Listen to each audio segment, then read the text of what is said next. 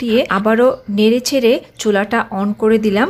দেখতেই পাচ্ছেন ভিউয়ার্স, মাংস থেকে অনেকগুলা পানি বের হয়ে এসেছে। তারপর নেড়ে চেড়ে ঢাকনি দিয়ে রান্না করছি।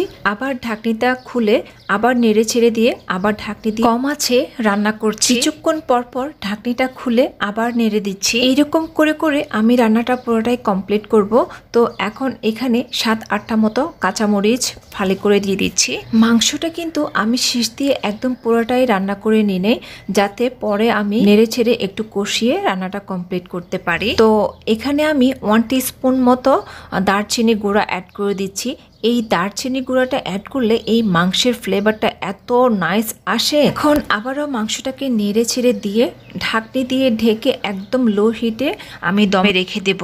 মাংসটা রান্না হয়ে যাওয়ার পরে এত সুন্দর একটা স্মেল, মানে প্রথম যখন সিটি বেজে উঠেছিল তখনই কিন্তু স্মেলটা আমি বুঝতে পারছিলাম।